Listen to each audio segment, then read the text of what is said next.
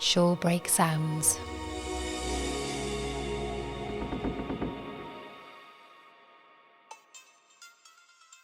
Welcome to a With Fools podcast, episode number 48.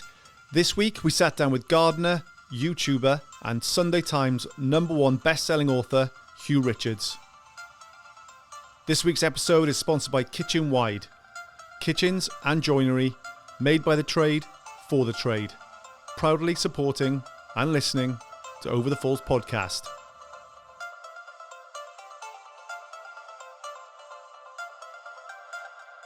Let's learn about you first then, Huw, and then we'll get to present day.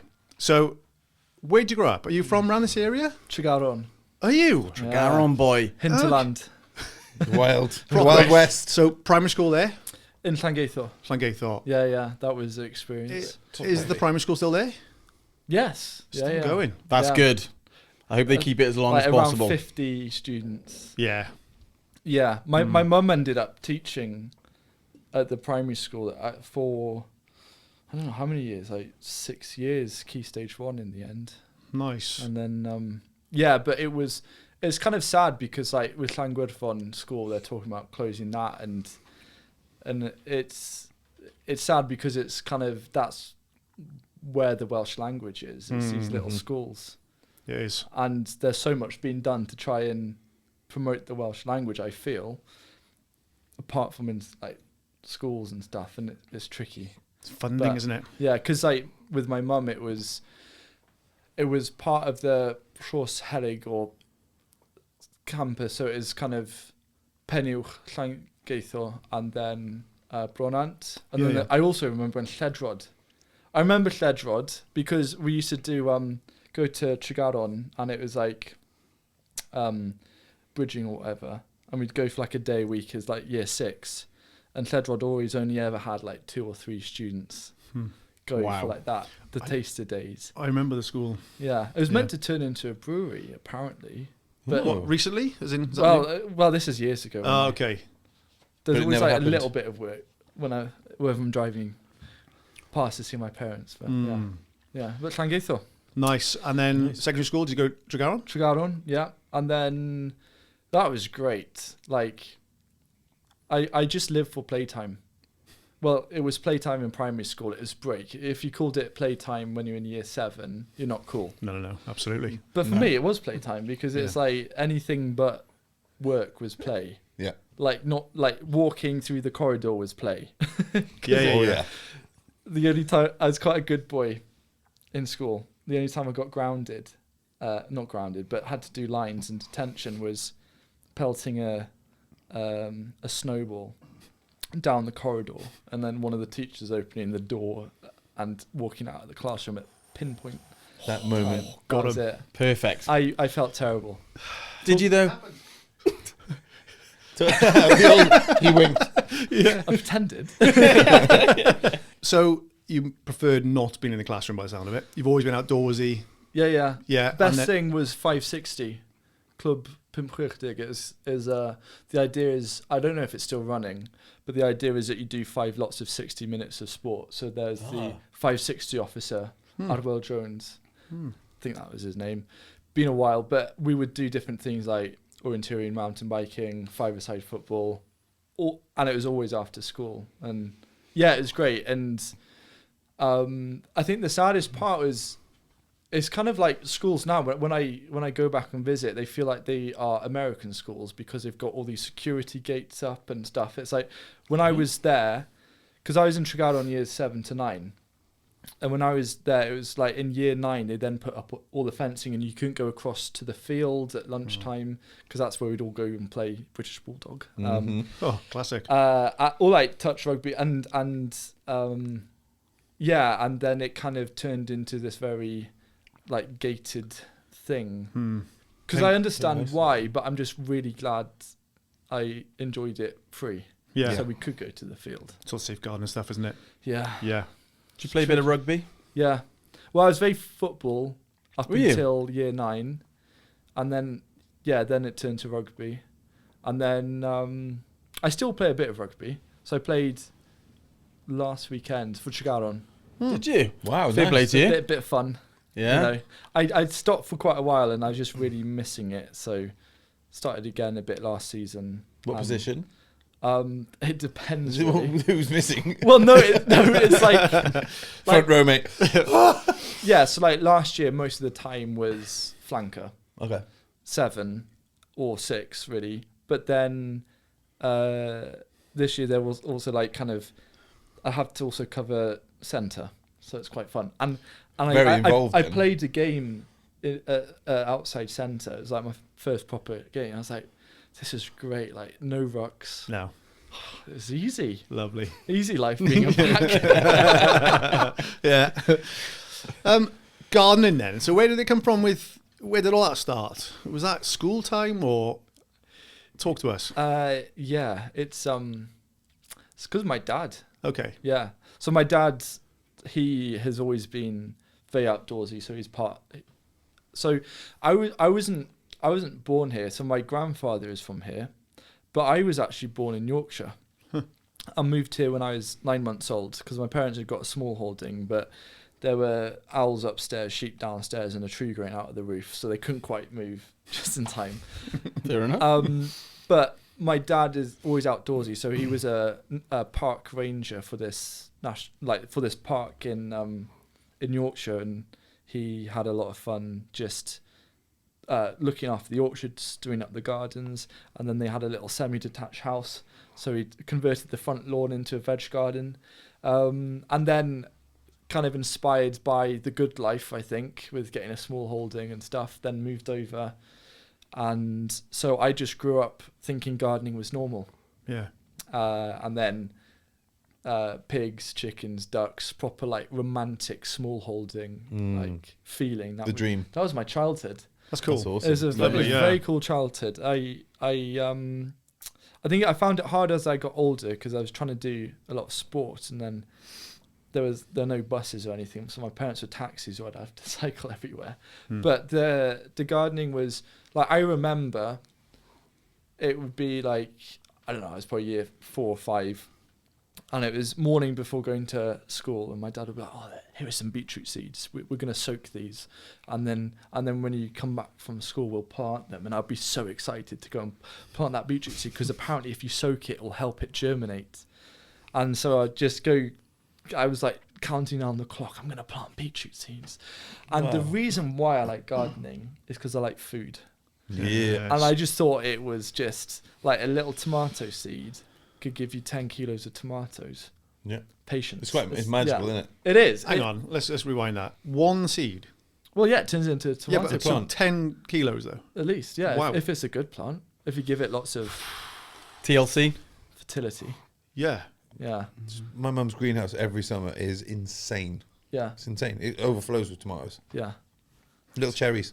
I Need love to it. do more of this, I think. But So sweet. Yeah, I bet. have you ever grown a tomato?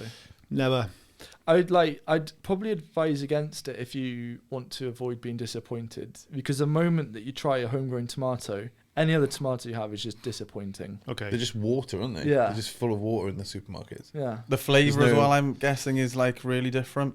Yeah, you actually realise it's a fruit when you grow it yourself. It's so sweet. It's a little bit like when you have the honey from the supermarket or the honey from down the road. Yeah, yeah. I always talk about honey, but it's like when you get real honey from a local source Yeah, and yeah. it's not whatever they sell in the supermarkets. It's like, this is what honey used to taste like in my childhood. That's what I think. Yeah. It's all watered down, as you said before, wasn't it? Yeah, I don't know what it is. It's a blend Yeah. of non-EU weak. honeys and they boil it. So I don't know. Boil? Apparently they boil it as well. Oh, I yeah. don't know why they do that. Maybe to kill off squeezing anything. out all My the mum profits. keeps honeybees, so it's like raw, I was going to raw ask you honey whether on you tap. had Oh. honey or... Oh no, it's a skill, that Yeah. patience. I mean, if it wasn't for gardening, I'd be incredibly impatient, and I'm probably impatient enough. Because I had to wait, plant a seed in March and then get tomatoes July, August. You've Gotta wait. gotta haven't wait, you? yeah. But no, honey's good. My mum's got the Welsh black honeybee. Amazing. It's like the only native honeybee on the British Isles remaining. Right, okay. But like it interesting. has a bit of a, like it's saying is it's the bee that flies in the rain. Did you ever feel isolated growing up in like a rural area with lots of the sort, or were you like really happy with the small holding in your family? It was, I think, I live in town now, Yeah. and I miss being out in the countryside. I think the probably the best analogy is my auntie who lives in London. When she came and visited, she hasn't been for like years and years, but I was like 8 or something. She's got a bit of a Croydon accent. It's really noisy here. Whatever, innit? That's a good accent. It was Aussie then, but anyway, go on. Oh yeah, I'm terrible. Sorry, mate. I'm not Michael McIntyre of accents. That guy is a beast at them. But yeah, she's like, it's so noisy in the countryside because you've got sheep and owls and leaves rustling, and it was to her it's really noisy, which is kind of interesting because obviously when I'm in London, I'm like, that's really noisy. Like, yeah, I think the polar opposite. I'd think like sirens, people honking, generally people, music from nightclubs. There's a din in a city. Yeah, and maybe she's just used to that din. It's like constant background. Yeah, maybe. And with the occasional siren, and then beep beep, and then a couple of sirens. Yeah. And like, But it was lovely because you could run around the field and no one would like see you. It's great. Yeah. Yeah, that's a really funny story. I can't believe I'm going to say this. Come on. We're going to edit it out. It's fine. if you don't want to. But it was funny because basically there were no neighbours for miles around and no one could see. So there was a time when I was a young kid, I thought it would be funny to run around the field naked just because no one would see. Yeah. And that was freeing. I would definitely do that. I'd probably do the same. Then I heard the quad bike. And it was a local farmer. What are the odds? Had to hide behind the gorse bush. Lucky it wasn't nettles. Yeah, it's good for you. That's like post-war, Celts used to whip themselves at that. Yeah, get the blood going, isn't it? But yeah, it was it isolating? No, I had my family and they had animals, and if I wanted to go anywhere, I'd just cycle. Mm-hmm. Yeah, so I guess you were busy though. There's obviously a lot of stuff to do on the small holding, I imagine. A lot of emptying the dishwasher. That seemed to be my. That was it. That was your job. Responsibilities. I doing the chores. I was a different person when I was asked, like, can you empty the dishwasher? I don't know why it triggered me so much as a kid. Like, oh my goodness. Like, the tantrum. Oh, I don't want to. And there was you knew it was coming probably every single night or whatever. I don't know if you remember, but in like year 7 or year 8, when when their voices start dropping, there's always a group of boys who will always put it on that they've got a low voice, like, and then for like a sentence they forget that they're putting it on, so they go back to normal, and then Imagine your friend, remember it was really bad for like a year. It would just go up and down and up and down. Yeah, we should feel for those people. Good times. What was the tie to Yorkshire then? Was your dad originally from Yorkshire? No family from Yorkshire. They were just living there at the time. They literally just for like a job or something, or they were just up there? So I am quarter Welsh, quarter Scottish, quarter German, and quarter English, and there's a bit of Irish in there somewhere. So it's a bit of a mix. Okay. And so I actually have family in Shetland. And I went to Shetland a few years ago, and I should track them down because my dad had like a name of this house. And I went into Shetland, and I was like, I knocked on the house, and they're like, oh yeah, they've moved to the house next to the chapel or church or something. And then I went and knocked on the door and said hello and family name and everything. And they invited me in. And on their stairs was a photo of my like great-great-great-grandfather. Crazy. That my parents had on their stairs. And it was like, boom, like I knew up in Shetland. Wow. So yeah, there was no connection to Yorkshire apart from work, really. Yeah. For my dad. So that's why you were up there when you were so young and then came back, sort of thing. Yeah. Okay. Because you can do in the National Library. They'll like apparently I want to do it, but they'll sort of like investigate your family tree if you just go up there, and they've got like a department up there, and they'll like really look into your sort of your roots and your family. For free? Pretty sure, yeah. Whoa. Yeah. Because ancestry is a tenner, isn't it? I think. I did that. It was quite boring for me. It was like, I had this idea. It was like, oh yeah, I wonder where I'm from. And it was like, bam, 80% like the British Isles. I thought, right, okay, fair enough. And then obviously like Welsh. And then the only other thing was like a tiny bit of Belgian and then Scandinavia. But that was really low percentage. I bet you had like 0.1% other. Oh yeah, which means like Martian or something. Probably that, yeah. But no, it was pretty boring, to be honest with you. When I did mine, I thought, oh yeah, who knows? Isn't it exciting? Could be from anywhere. Yeah, Pirates from Wales. Wales / UK, tiny percentage from Europe, sort of thing. Yeah. So flip it up a little bit here, but is gardening like your full time? This is your job right now. Like why work 9 to 5 when you can work 24/7 kind of thing? It's true. It is full time, and I started my YouTube channel when I was in 12.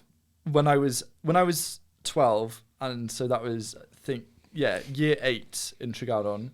A friend of mine, Ben, was making gaming videos on YouTube with an old phone, LG T300. Yeah, and he was like playing with one hand and filming with the other hand, and he got 200 views or something. I was like, this is great. I'm gonna do I'm gonna do gardening videos, and all my friends were like, what on earth is he on? But all of my videos are still up there. You can still watch the OG video, the original. Yeah, and that's brilliant. And it's funny because it goes like this. Hello and a very warm welcome back to the garden. Today I'm going to show you how to pot on a blackcurrant seedling. And that is where it started. And I didn't know what editing was, so I did 30 videos, completely unedited, put up on YouTube. You had me like holding up the camera and running to different parts of the garden to try and speed it up because I didn't know you could cut. So like I've got viewers feeling nauseous just like watching it, motion sickness, watching it. And then I went back. I was like, oh Ben, I've got like 1,000 views, and I ended up passing him in views. And I don't know. I have my suspicions, but I think he was a bit jealous because he then deleted his channel. Oh, that's sad. Yeah, killed a dream. Anyway. Yeah, but he did come up with my tagline, which is great. I was like, I think I did some like tagline competition for like my channel, and he came up with a great one of "Don't panic, grow organic." Oh, that's quite good actually. Very good. Yeah. So that was like 13-year-old Huw then. Like that was my identity. So that's when you started. So you had this vision of kind of where you are now. Is that where you wanted to be? No. Like you just didn't know where it was going. It was just something to do. Yeah. And then I just carried on with it. It's quite fun because it connects you to a community of other gardeners around the world. Yeah. So even when I was 14 and 15, I was doing video collabs with like gardeners in Alberta or like Australia and stuff, which is really cool. That is cool. And there is this like kind of saying now, like with the internet, that if you're that like, there's a guy that I used to watch religiously many years ago, less so now, but a guy called Gary Vaynerchuk, who's a bit of like an entrepreneur guy. But one of his sayings was like, if you're into Smurfs, you might be the only guy in your town that's into Smurfs, but the internet can connect you to all of the other people into Smurfs, and then you can create a business out of it. And so I was just in the outback of Tregaron, interested in growing vegetables as a young person, and then obviously I think more people are interested in growing food than Smurfs, let's be honest. No Definitely. Offense, Smurfs. Sorry. Probably true. But offense, yeah. I will have to write a written apology when this comes out. You know, the climate these days. But that's what it did. It meant that I fast forward, because I'm happy to like talk about the process because it's quite interesting, but fast forward, it means that I can do what I love and I don't have to leave the area that I love, because my job is, because it's mostly powered online, it means I can stay here, and I'd much rather stay here than like go off to a city and find a job or something. Yeah, definitely. Yeah. So where's your garden? Well, it started off where I kind of then took over my dad's garden. Okay. Evicted him out of his own garden. Hung up his trowel. Kind of, yeah. Forcefully. Well, it's back now. And then there's another garden built. So my parents actually have 2 vegetable gardens next to each other that my dad now gets to enjoy all of it, which is great. So yeah, he was super supportive, and I would just start filming videos, kept on filming, had the garden, and then things progressed. I then moved to Aberystwyth, and then stole a I stole my friend, a guy called Sam Cooper. He was chefing at Ultra Comida, and through a mutual friend I'd met him, and we were chatting, and I was like, I'm looking for someone to do videography, and he did a Masters of Art and did like photography and stuff, and so I was like, I'm looking for someone to do some videography with, and so that was quite funny because he then said yes. So I was like, oh no, I'd never employed someone before. He's like given up that job to come work with me. All right. But the good thing about that is it's all about who you know, really. So he used to chef at Treehouse when it's the original Treehouse on Baker Street. Yeah. And one of his colleagues had then bought a small holding between Borth and Clarach, and said, well, we've got a bit too much land. We're looking for someone to do something with one of the fields. Do you want to come and have a look? So I was like, oh, a field. So we go for a walk around, and they're like, oh, which field do you want? And I'm like, can I have that big one? With the biggest one, please. It was a perfect south-facing, 7 acres, and worked out a long-term lease, and that's where I am at now. Amazing. Nice. Yeah, so I don't have to travel all the way to Tregaron that was a lot of trekking. So did you sell to the Treehouse? Did it get that far? Or no, I don't grow. You don't grow to sell. No, I grow to teach. Oh, okay. Yeah. So it's like and eat. Well, yeah, that's a given. But the thing that I try and do is show people that they can grow really tasty food at home, like that's the main thing. And it's fun to have a big project, but it was like the first year was between two sites because there was nothing to film in the new site, so it was like looking after that garden, and then it was quite stretched. But yeah, it's really coming on. We've just finished our third growing season there. Amazing. And really starting to develop it. About to create a plant nursery there, so it'll be like a little commercial enterprise, basically selling really cool, unusual, edible plants, but online. So like my viewers are always like interested in trying out different things. Like there's this thing called pheasant berry or Himalayan honeysuckle, which is a very popular, just ornamental plant. People don't realize you can eat the berries, and they taste like burnt caramel. And if you make a kombucha with it, it's like Coca-Cola. And it's just these little berries that people just walk past and have no idea. So there are all these cool things. So I just think that if I can grow these plants and then make a video, and then people can buy them and they've been grown naturally, it's like just turning that because the whole thing has been funded through YouTube and books and stuff. Yeah. So amazing. So then it means that land, because I want it to kind of run itself in a way. Yeah. Yeah. And we've got over 150 fruit trees there. Wow. A lot more going in. So I like cider.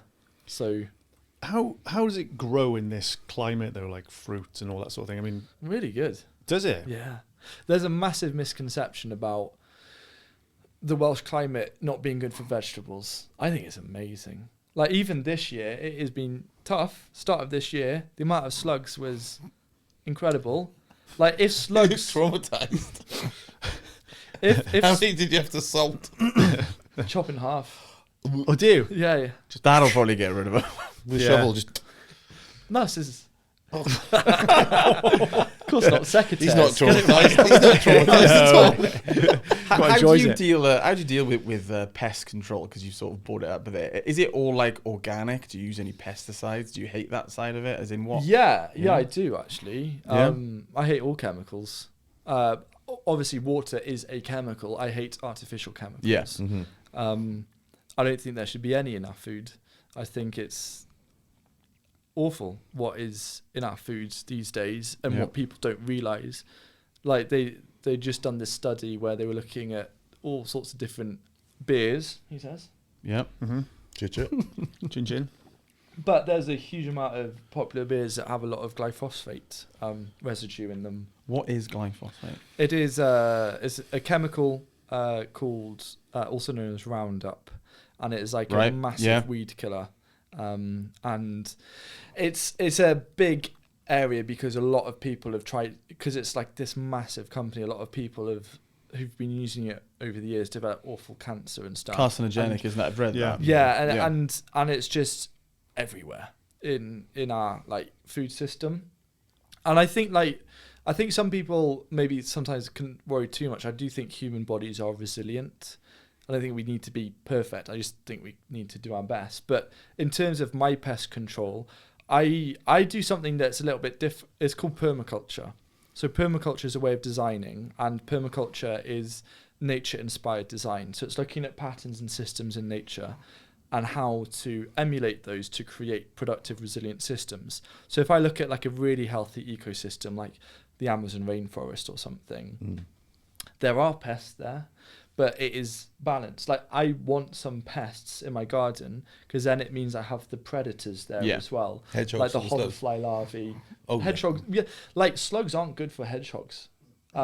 Slugs have, I think it's like liver fluke or something, or fluke worm that is actually really damaging for hedgehogs, and they don't really like slugs. Oh, okay. But like for me, it's about insects. So I'm trying to recruit an army of insects. And the other thing is that you don't grow things in a monoculture where you grow like a whole field just of one thing. In my garden, I'll just split up things around the place. It's just like not having all your eggs in one basket. And so I've never once used chemicals or needed to. Amazing.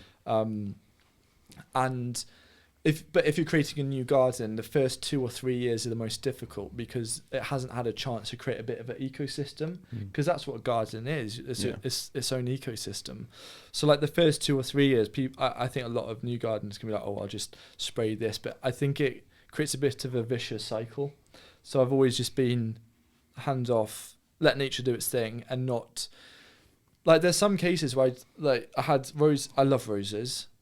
I love eating roses. You can eat every rose petal out there. Can you? Yeah. One of the best, like we were talking about honey. Yeah. So if you have rose petals in a jar and cover it with honey, you've got rose-infused honey, which is really nice. Yeah. And you can do all sorts of different things. But there were I saw loads of aphids on the buds of roses, and I just did nothing, and they, like 2 weeks later, they just all died. I didn't even know what happened. But sometimes I think people panic and overshoot, and that is a really hard balance, because even gardeners who've probably got 40 years of experience, you can't judge it because we forget that we're working with nature. But I also, in the same way, I feel that that's quite liberating, because it's like no matter what the weather is, there's always going to be some plants that are going to just love it, whether it's a drought or it's a washout. So pests I don't worry about. It's that diversity, growing some flowers, having good healthy soil. It's nice and simple, really. Yeah. Okay. Yeah. If you could grow only 3 things in a hypothetical garden, right? You've got 3 things. What are you going to grow? Alliums. No, I'm kidding. That's just alliums, roots, and brassicas or something. Japanese, not weed. No. You can eat that. You can eat it. You can eat the young shoots of Japanese knotweed. You can eat, but it was imported, wasn't it? Sorry? It was imported, and it won an award for how beautiful it was when it first arrived in this country. Are you serious? Yeah. Oh my goodness. I've learned a bit of Japanese knotweed, and it dispersed massively from the war. Right. Because everything just got bombed. Yeah. Stuff got everywhere. No way. And it shifted. Yeah. Goodness. It's really bad in South Wales. Yeah. And Himalayan balsam as well. Yes. It's terrible. But yeah. I mean, 3 is, it's doable. Flavor white. Like, I love leeks. And I love leeks. And I know that's what a Welshman has to say. It's not though, is it? Are amazing, and I love leeks because I use them as an alternative to onions in a lot of recipes. I was going to say the white of the leek is my onion now. There you go. Pretty much. So, first one would be leeks. Yeah, good choice. Homegrown tomatoes. I just have to. But that's So tomatoes, leeks, those really don't go well together. we're not making a dish. I guess it's kind of like your favorite stuff. He's making me hungry though. That you love. Yeah. You know, if you could only grow those three, and you're like, I think right. I'd put the other one as beetroot. I was going to say the original. The Aussies love a beetroot in a burger. I always remember that when we went there. They just slam them in burgers. Doesn't matter what it is. Oh yeah, double cheeseburger. Get one of them in there. Mate, what are you growing at the moment? Avocado. Don't start. Don't start on right, that. I've got to bring this up. Yeah, we got to bring it up. He's got an avocado plant. I've tried to grow an avocado for as long as I can remember now. I used to live with my mum over the last sort of 4 years, and she had a sun trap, right? And it grew really well, up to about my chin. Oh wow! And then winter came and it died, or so I thought. Oh. And then I moved house, so I live down in Rita Valley now, and I keep it indoors on my windowsill, and I'm gonna have to move it outside again because it's gone bonkers again. But how long does it take? Yeah, the yield. So yield, I want to know. I'm a terrible one for Googling something I don't know, as I think everybody is. Yeah. And I read that the average, like, to get one fruit is 30 to 44 years. How do you make money on that thing? That's not right, is it? Is that right? What? Come on, you. I'm like, sure that's about right. My job is teaching people how to grow carrots, not avocados. Yeah. Can we stop being so millennial here? take your avocado toast back home. We're going to fly them in, package them in Spain, fly them in from somewhere else. Yeah. I did it with the glass, and I put the seed in the glass, and I did the 4 things, and it did its thing, and I put it in. Oh wow, I got a tree growing. Yeah. But I don't know. I'm dying to get one plant. Yeah. One fruit off it, but it's never flowered, so maybe it won't ever. Is it definitely an avocado plant? 100%. It's the only thing I planted, so okay, it must be. It must be. I got there's 3 growing altogether. Wow. What, 3 avocados? 3 stems? 3 plants. Stems. Oh right, okay. I haven't had an avocado yet. No, okay. So if you're like looking to grow your own fruit, what's apart from avocado? What's like the easiest? What would be the easiest thing for someone to have a go at? I always say that like the gateway drug to growing food is peas. Peas? Because you can get the first harvest in 2 weeks. Because pea shoots. Quick turnaround. Like pea shoots, it's not just for Michelin star restaurants and wannabes. You know, pea shoots are really tasty and they taste like peas, just not quite as sweet. And you can grow it on a windowsill. You don't even need to have a garden or balcony or anything. You just grow it inside. And then you cut it, and then you can get another, like peas in a pot, easy. And then you can plant that into a container. And there are lots of different varieties, like Ambassador is a good variety, or Meteor. And you just stick it in a pot, water it a bit, and then you get peas. And it is tasty. I think the really important thing to get people into growing is they have to grow things that they're excited about eating. So if you're not excited about radish, maybe don't grow it first. If you're excited about peas, grow peas first. Potatoes, also really easy. You might not get the best yields, but as soon as you've made that first harvest, you're like, I can do this, and this is something I can replicate. And it's like anything. If you're like learning any kind of skill, it's getting that quick win under your belt, and then like the world is your oyster. Get the buzz for it. Potatoes. I remember you growing potatoes in Plas Creek. Because we had a little allotment in Plas Creek School, and you had a belter of loads. I don't know how long it took us. A glutton. I remember the photo. I remember picking it out. There was, I don't know, it was like 30 potatoes on there. A murder of potatoes, I think it's called. It's called a boil. That's great. Don't check it Google-wise, but I think it's true. A boil of potatoes. But I think that's true. What's the hardest vegetable or sustenance from a garden? Yeah, apart from avocado.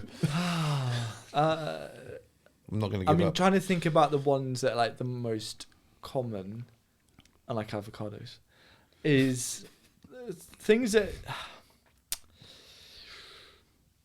watermelon, probably. I did not expect you to say that. Yeah. Can you grow them in the UK? You can, Like the climate allows that. Yeah, there's like there's certain varieties. So there's a place called Real Seeds, and they specialize in these.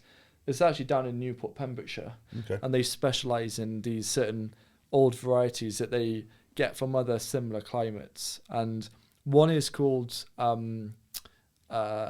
it's called like the something mountain watermelon. It's like, I think like the cold Welsh mountain like watermelon. mini mountain watermelon or something. I can't remember. I'll find it. But if you just search mountain watermelon, it will come up on Real Seeds, and that is suited to this climate. And then there's another one which is like, if you want to grow a melon, it's quite a funny name, but Minnesota midget is another melon. So if you have a polytunnel, you can. Outside is gonna be tricky. Yeah. Another thing that I grew in a polytunnel this year was sweet potatoes, which is really cool. And I'm trialing an outdoor variety next year. So that's more like kind of, if you have good weather, that's good. Some that are kind of harder, I would say, is like celeriac or celery, because if it doesn't get the right water contents or enough length of time, it'll usually bolt, or it just won't run to seed, or it just won't grow anything. So, do you mess around with artichoke? What, globe artichoke? Yeah. And Jerusalem? Yeah. Oh, I love Jerusalem artichokes. Smoky bacon, right? Is that what you think there? Yeah. Well, no, it tastes like smoky bacon. Roasted? Roasted, or like just boiled and put in a soup with some cream. Smoky bacon? Just tastes like smoky bacon. That's interesting. Close your eyes next time and just go, smoky bacon. Okay, I will. Yeah. Cool. I do that eating chocolate and smoky bacon. No, it's good. Like roasted Jerusalem artichokes, slow roasted, where they almost like caramelize. It's amazing. Nice. I can't find them. I don't know where to get them from. Me? All right. I've got like hundreds of plants. I can Sick. fix you up some. Hook him up. Yeah. Well, I'm moving to Dollarbont soon. Oh. So I'll just neighbours throw them down the hill. and I got about a 12 metre by 6 metre garden. All right. Ready for My hands they're ready for my avocado hands to get right on. I'm excited. Can we talk about your books, I suppose? Like, so when you first had an idea, were you like, I really want to do a book? And then how did you put that into action? It's a funny story. So the first book that I wrote and published was Veg in One Bed. And so I kind of a bit of context, because I think it makes sense. So in year 9, I applied for a scholarship to Llandovery College, and I got one for sport and art, which is a bit of a weird mix.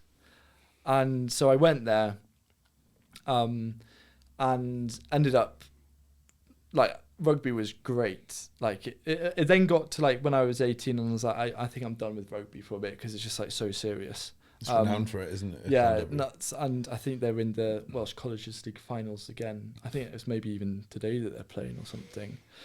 Number 10 for them has been touted as a prospect for Wales. I was reading some article, but that was great. I still did my YouTube channel, and I didn't want to go to uni, because I just wanted to. My parents came around to the idea that I didn't want to go to uni. Some other family members, I said I was doing a gap year. I don't know if you see that meme. I certainly have. Yeah, I certainly have. It's a gap year. Gap year. Yeah. But I was, because I was a good boy at school, I was also head boy. Okay.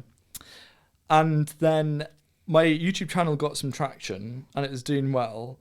And then The Guardian pick up my story, but they turn it into basically posh private school head boy tells plebs to grow food. That was roughly the title. It's a catchy title, to be fair. That was it. And that is the, like, I'm sorry that my parents had to read the comment section of the Guardian article there.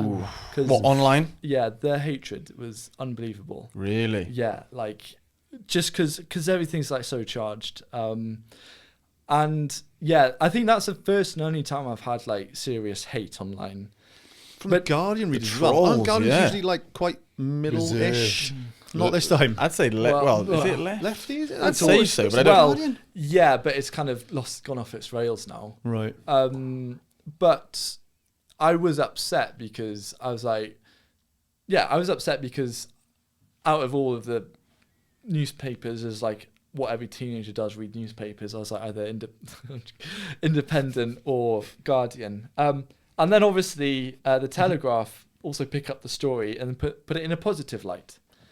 And then the reason why that happened was my publisher, Dorian Kindersley, the main publisher. So you have a publisher, and then someone in the publishers has a title called publisher. So I had a publisher, a woman called Mary Claire. She was getting a flight to America, and her husband had found this article when they were waiting in the airport, in the Telegraph, I think it was, and said, "Oh, you need to get in touch with him. He could do a book." And they had, I think I was maybe like the second YouTuber they had ever got in touch with about doing a book, because this is... Whoa. That's impressive. Yeah, because now it's like every YouTuber does a book now, and they... Oh, right. Eventually, anyway. Yeah. No, a lot of like there's... I'm usually quite calm guy, but when someone says, "Oh, did you write it?" That is painful. Like, did you write it? Jokes. Are we going to go down the ghostwriter route? is that what we're so I'd like to introduce Stephen King. James Patterson walking in. Anyway. Yeah. But anyway, she sent an email, and it came at like 6:30 in the morning. I then woke up, saw that this was waiting, and she's like, "Oh, really like your story. Do you want to come to London? We'll cover your travel expenses, and we can maybe do a book together." So I was like, "Whoa, like this is serious." Me and Tregaron, just London, the big smoke. So that was a fun trip, and I went with one idea. And it was Veg in One Bed. I thought there needs to be a book that guides people with a single raised bed how to get harvest every month of the year, just to kind of build that confidence.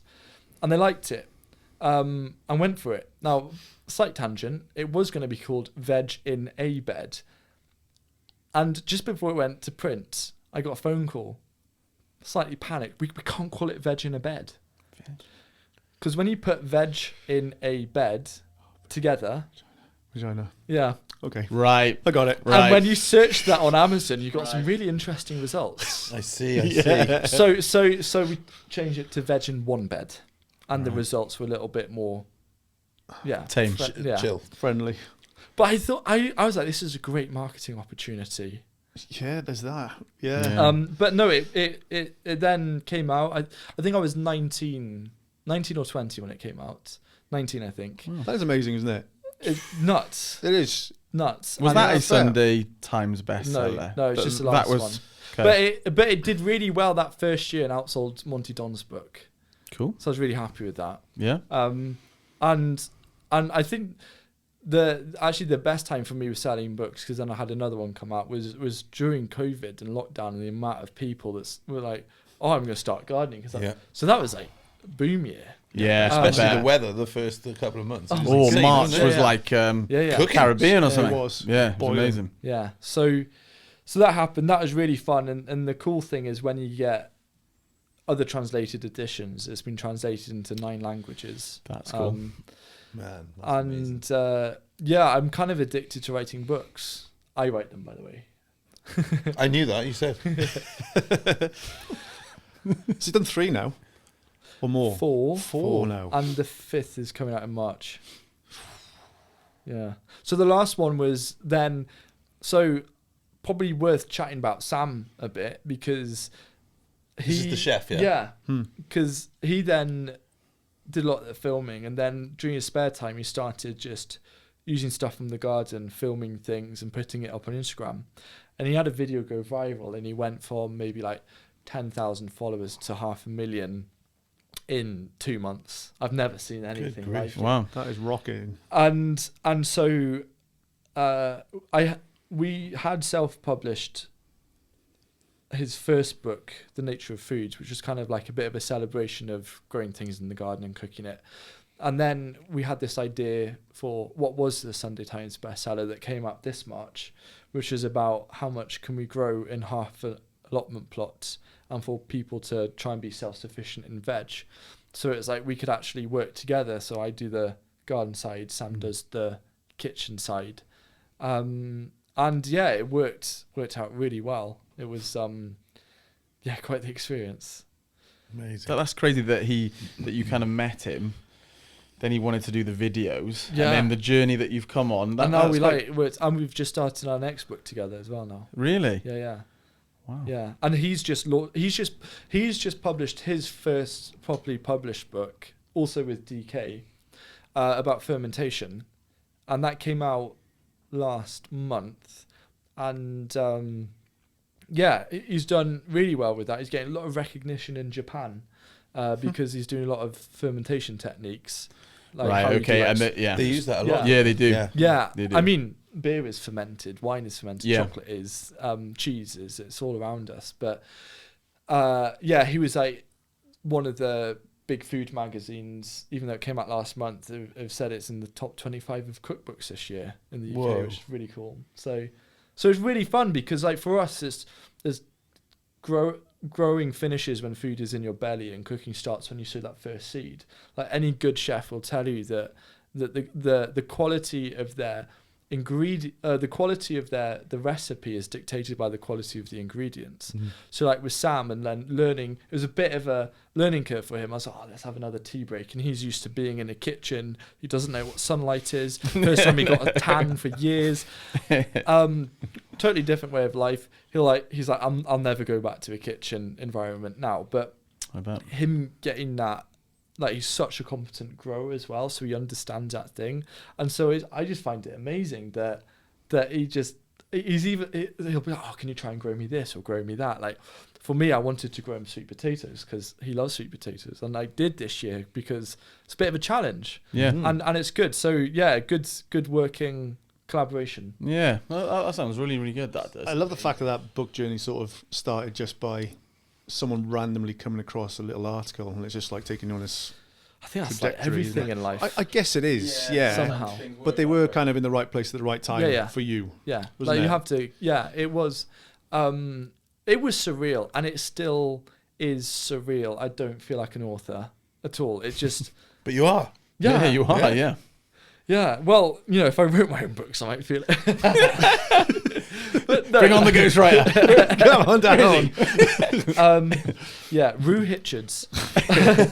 Or AI now. Maybe that could. Yeah. Oh, we don't go down that rabbit hole. Why not? That's good. Like yeah. You want to talk about AI? Do you want to talk about AI? Could do. Do you think it's scary? No. Really? Are you embracing it? Yeah. Do you use it in your gardening at all? Do you use any? No, it doesn't. It can't help me weeding. No, but do you use? I don't know. Surely there's so some I use it for AI which helps it. I use it for brainstorming. ChatGPT. Yeah, ChatGPT. Oh yeah, massively. Yeah. It's a very useful tool, isn't it? Yeah, and it's good for quizzes. Yeah, I mean, I remember because it's.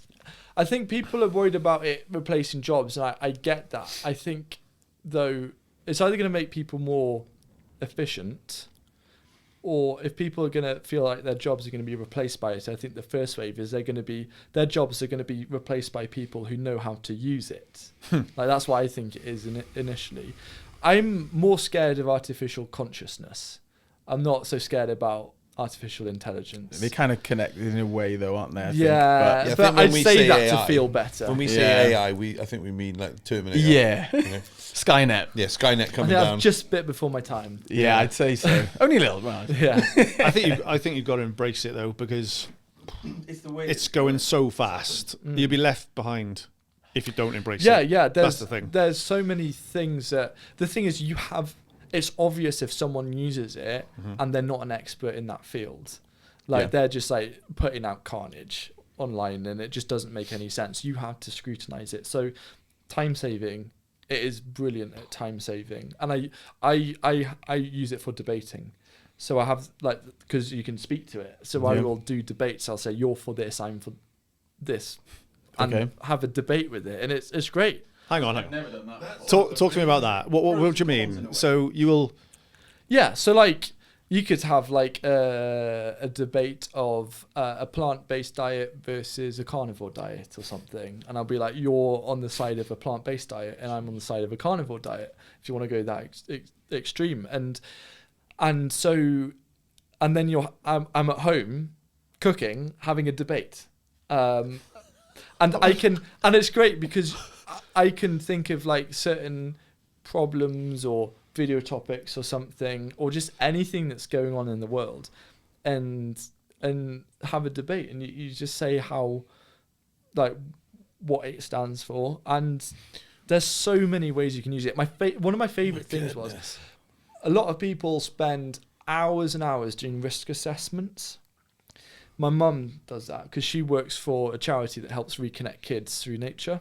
I used to do that for my old job as well. Yeah, and so she had to do so many risk assessments, especially if they're doing a new activity or something. She did it in like 10 minutes of ChatGPT. I walked her through it, and she's like, "This is amazing," because then, obviously, you recheck it all and make sure it's happy. You're happy with it. Just eliminates your typing. Typing in that little box. Or you even talk into it. Like I used it today because I'm trying to negotiate a contract at the moment. I wasn't very happy with their terms, so I was like, I want to put in my terms. So I was like, this is what I'm not happy with. This is what I want to change. What suggestions do you think I should focus on?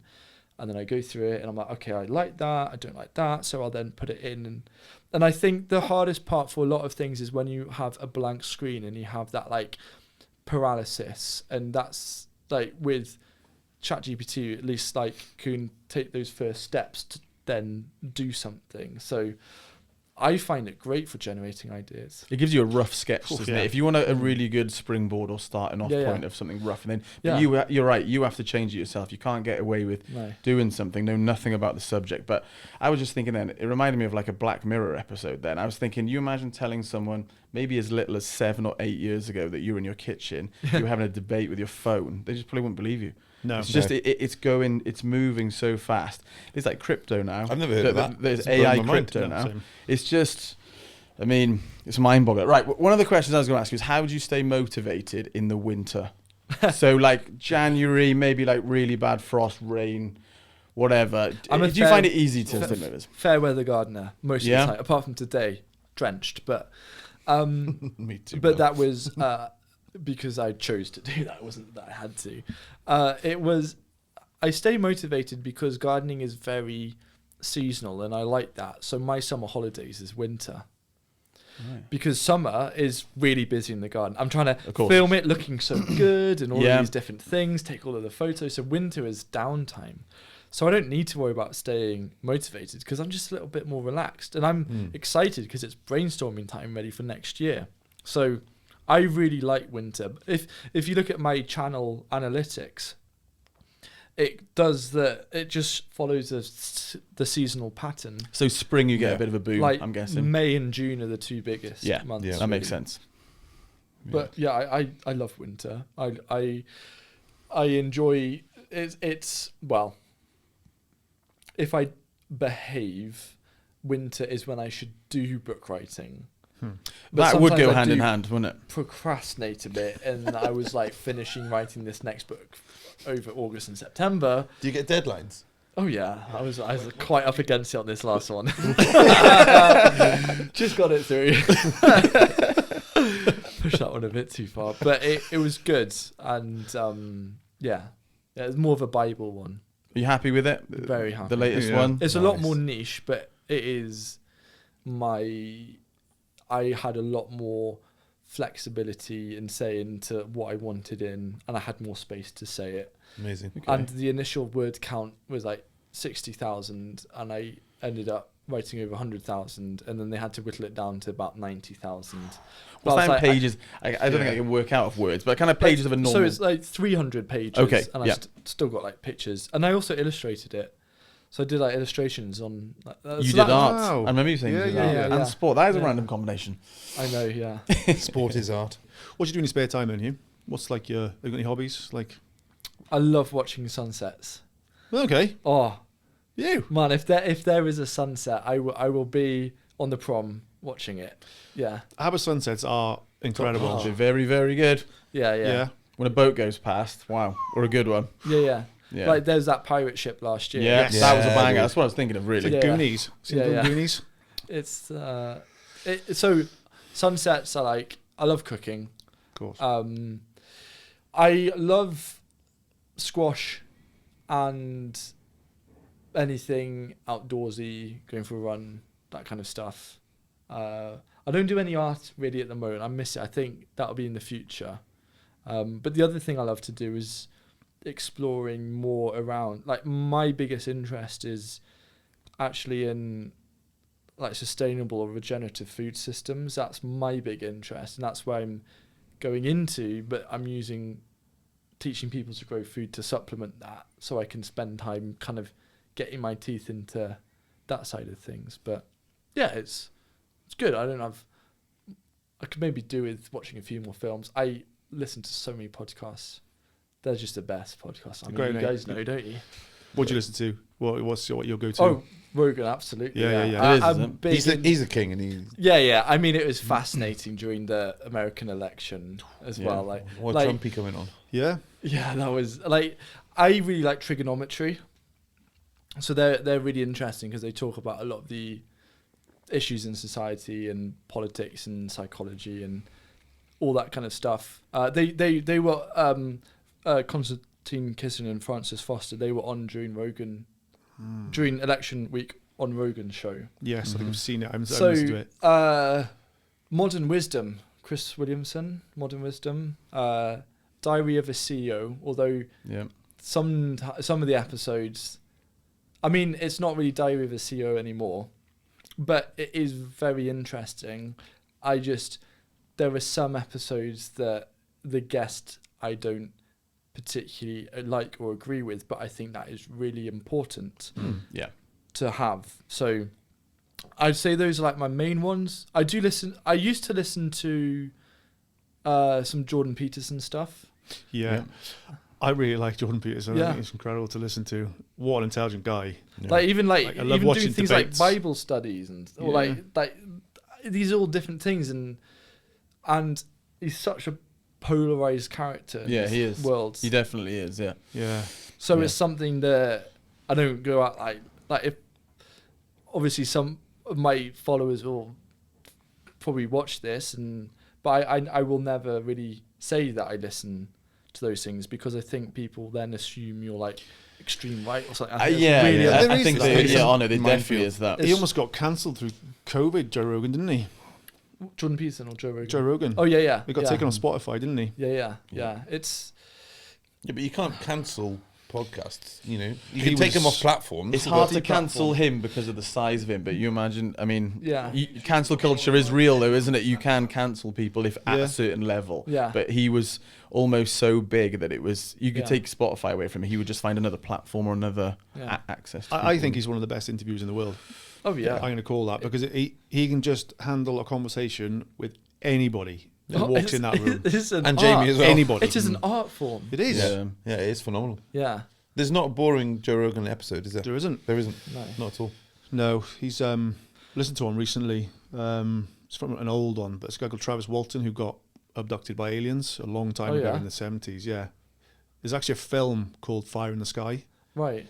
Based on that. It's fascinating. Yeah.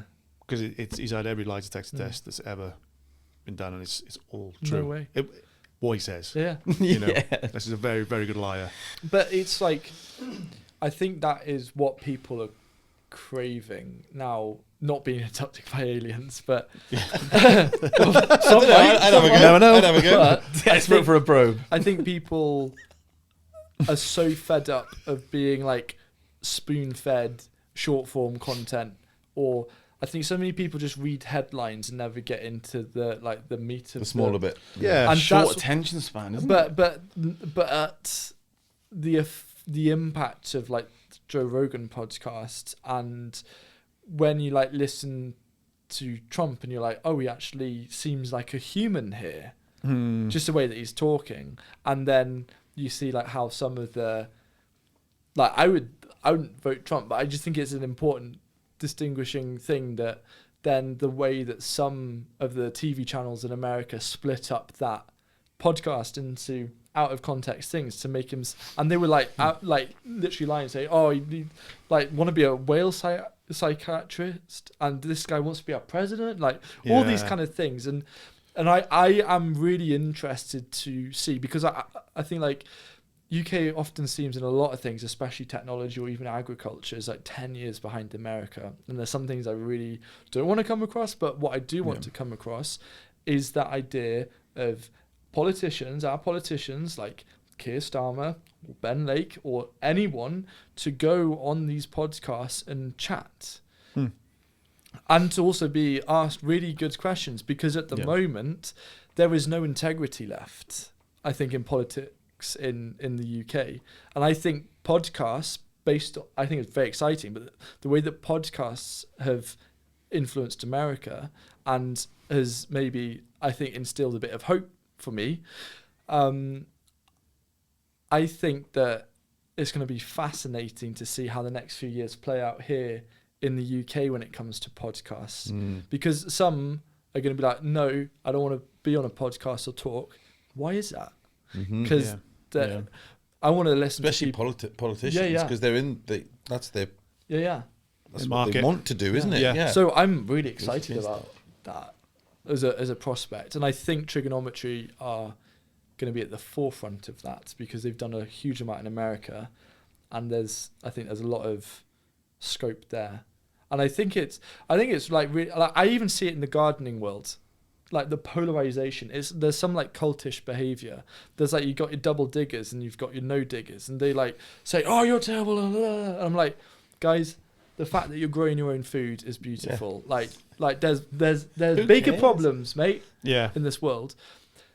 And what I try to do, especially on my channel and some of the most commented on videos, is where I try and actually say, hey, this is good, but there are actually some bad things or drawbacks that people don't talk about. And then people open up in the comment section, be like, oh yeah, I used to feel guilty about these things.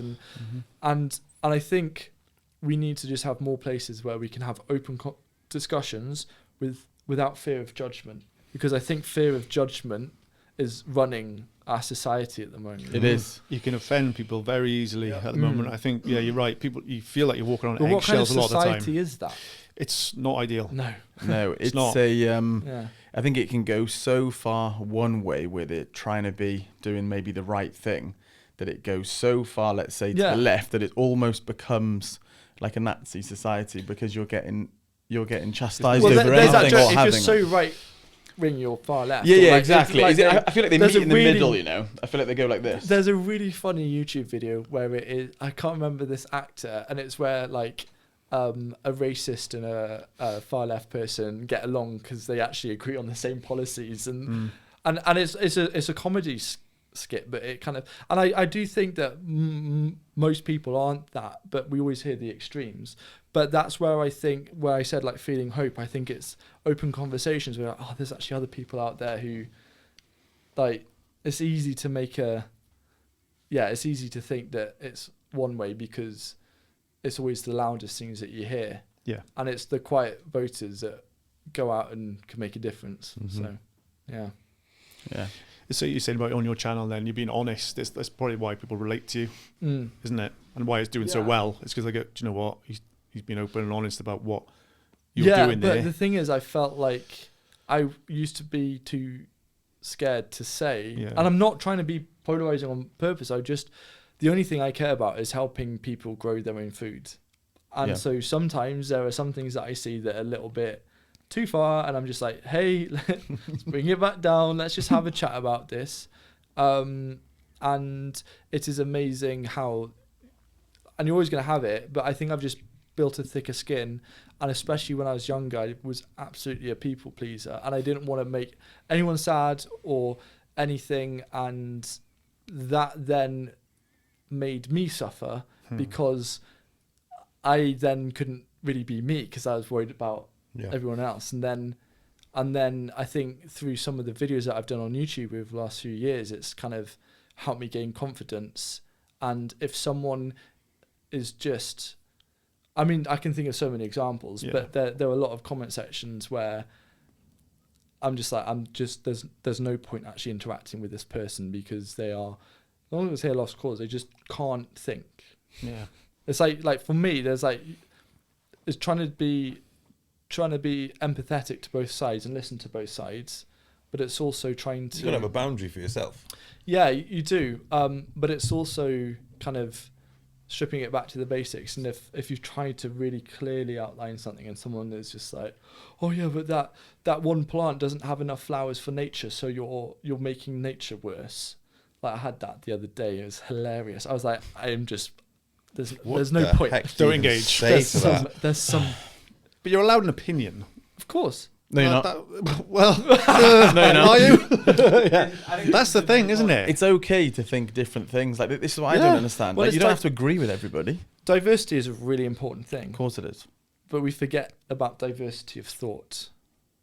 And I think that's what makes society so interesting, is that you have like you have people who are really interested in all sorts of different things, and it is that diversity of thought. And you kind of, I would say that the left needs the right and the right needs the left, to be honest. And probably, yeah. Balances it out. Yeah, Yep. like especially if you're thinking like economics, but then how many people who are like account or like it's even the same with like work, like left brain, right brains.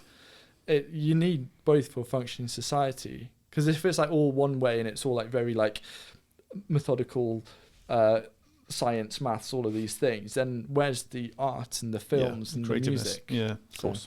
Like magnets. Yes. Need both bits. Just make sure you turn it around. Any more before we hit into some? No, we quicks? naturally hit all the questions. Yeah, I That's think really we did. interesting, Huw. Really interesting stuff there. Going to ask you some quick fire questions now. Oh, quick fire. Are you ready? I'll try my best. Don't have to be quick. We always debate them anyway. Yeah. Let We me tend to yeah, result. yeah. Prepare. Lube it up. Have you got a favourite film? Oh dear, this is not going to be quick fire. No, have I got a favourite film? I would just say it was just because I was having a good discussion with Sam about it today. As a kid, I loved The Borrowers. I loved that as a film. That was a solid With film. Ian Holm. The Little People. The little ones. Yeah. Is that Ian Holm? Okay. Or was that the series? I can't remember any actor. Was he name in or Lord of the anything. Rings? Yes. Yeah, he Yes. plays older Bilbo. Yeah. Yeah, that's what I'm thinking of. And then, Yeah. like, maybe a more recent one that I've seen, like, in a cinema, has to be Interstellar. And I work to that soundtrack often. I'm writing and I have the Interstellar soundtrack. Amazing. I've seen Hans Zimmer Stunning. live. Really? Yeah. Oh, it's goosebumps. I was just like, oh, what experience. Amazing. What's music? What's your like go-to music? Well, I've just got my YouTube unwrapped, not Spotify. Oh, yeah. I'm YouTube Music. Yeah.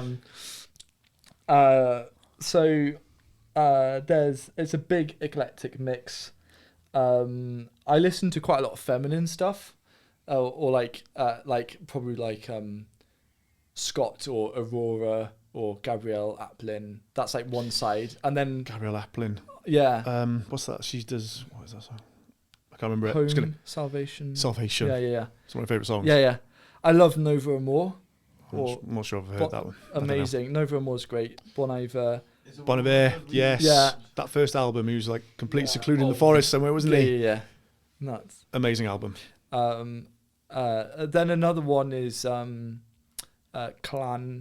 Foria, Sleep Token. Oh, Hey. Sleep Token, Yeah. yeah. I listened to those the other day, actually. Yeah. Yeah. It's eclectic. Oh, it is. Yeah, it's good. mixed up. It's Bit good. of jazz as well. Yeah. A bit of Einaudi. Yeah, it's good. Yes. Yeah. Seen him live as well. Oh, really? Yeah. Wow. Amazing to see. I He does a forget tour you now can and see again. these people like You can see 'em well, live. apart from- Yeah. Yeah. You always some just keep an eye on the socials. Winter gigs. Yeah. Motivation. Yeah. Straight in the downtime. Favorite cereal? Oh yeah. Nougat pillows. Oh, Crave. No, not Crave. No, not Crave. Nougat pillows. Oh my goodness. Crave a rip-off of Nougat pillows. I don't think they've ever had No. Yeah. Nougat You pillows. go to you're gonna laugh at this. You go to Lidl, not Lidl. You go to Lidl. Okay. Right, okay. It's just because It's very gap year. yeah, no, Yeah, that is. no, Not the middle aisle. no, though. it's because my German grandfather and it's German, so Lidl and Aldi, because yeah, German, yeah. Yeah. They have it was called Nougat pillows. It might be called something slightly different. That is incredible. I buy 1 or 2 boxes a year as like a little treat. Yeah, they are a treat. I'm going to get those I'm more tomorrow. of like a bacon and poached eggs breakfast guy, but Lovely. cereal for evening. Yes. Oh, Yeah. yeah. A little treat in the evening. Little treat. Yeah. Yeah, that's good. Go on. You got any? Bed? Chocolate bar? Do you eat chocolate? Yeah. Yeah. What's your favourite chocolate bar? I used to have a friend in school who was allergic to chocolate. Nightmare. Favorite chocolate bar? What is it? Tony's salted caramel. That's the orange one. Yeah. It's in the Nick orange Helm wrapper. Yeah. So good. Nick Helm said that as well, didn't he? It's like crack. Really bad for your like teeth or like if you've got any fillings or anything. But that is amazing. That chocolate. It's worth the risk. Oh yeah. Yeah, it is. Yeah, I'm on 'cause he said his Galaxy dad's name was Caramels. Tony. He loves chocolate, and he said that's Christmas sorted. I remember him saying that. That is a good chocolate bar. He said it. Film, music, chocolate bar, cereal. Med, got any more? Any more for any more? I don't think so. I've got a question for you guys. Go on. If you're, maybe all individually, but because I've just started a podcast. Have you? It's quite fun. Well done. And I'm using ChatGPT to really help me with writing descriptions and titles and stuff, like because it helps with ideas. But what I want to know from you guys, as like more podcast veterans, is what individually is an unforeseen benefit or a way that doing this podcast has changed your life that you might not have realised? For me, I've learned so much of the people who've sat in that seat. Yeah. I've met some really cool people. Yeah. That's a massive benefit for me, and hopefully we've helped people. Inspiration differently from each guest as well. Yeah. Different aspects of them. I first heard of you guys having a haircut from Josh. Oh, cool. right, the demon. okay. The demon. Yeah. He's a good I boy. think it's being more honest. Like we've had some of the sort of most honest, deep conversations in this room, and it just happened to be that they were being recorded. So we've sort of delved pretty deeper than we ever have, even in say like a pub. And we've gone like really deep about things like grief or when I lost my dad or like mega serious subjects, and it just happens to be on this podcast. And another thing I would say is like maybe like confidence in maybe something like public speaking or something. Like, as in like if I had to say like a little thing that's added where it might have changed me a bit because you just get comfortable in talking, I suppose. Yeah, it keeps conversations alive. Like I was quite bad at conversing with people. I used to like to get a bit awkward, and I feel much more confident in speaking now. Yeah. Yeah. The power of the voice, eh? The power of voice and just doing it more, because we all humans, we all need to converse. Yeah. Yeah. That's nice. Yeah, it's good. Cheers. You guys. do? Well done. Yeah. Happy? Very happy. Yeah. Cool. Thanks very you. much. Starving though. Thanks very much. No worries. Thank That was you. fun.